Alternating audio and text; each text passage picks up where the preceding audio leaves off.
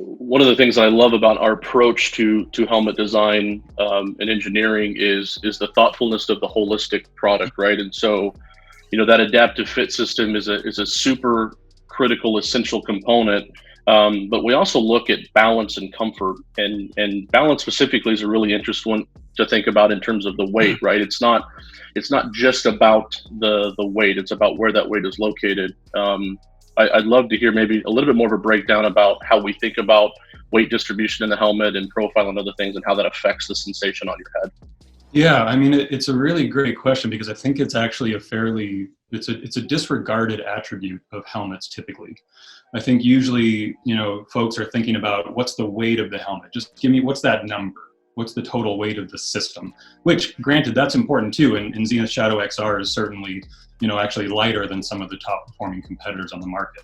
But the way we actually think about it is certainly a bit more holistic than just that sort of ultimate number. And you touched on sort of the term, which is balance here.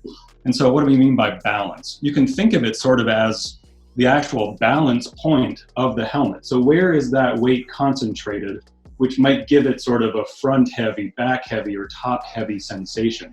And so through the design and engineering process, particularly with Shadow and then into Shadow XR, we were very intentional about what we would say co-locating the center of mass, so getting a little bit technical here, so co-locating the center of mass with the center of the head. What that means is that the weight distribution of the helmet is such that when you put it on, it actually feels light because the mass is concentrated at a natural point for the biomechanics of the neck and the head. So you put it on and you don't get the sensation of sort of the helmet taking you somewhere.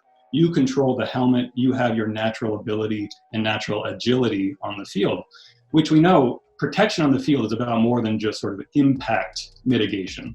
It's about avoiding the hit altogether. And how you do that is you enable the athlete's sort of innate performance. You don't want to take away any of their speed and their agility on the field. And so by giving them this really great and balanced helmet, you allow them to move naturally and be optimally protected on the field. And I think what you're talking about there in terms of how we approach the design and performance is something that is definitely proven out on the field. I mean, we have a lot of interactions with athletes, with coaches, with organizations, and Tom, I know we hear this all the time, right? That balance, once they get it on their head and understand what that word means, is something that they really understand and get, and it's something that we hear a lot.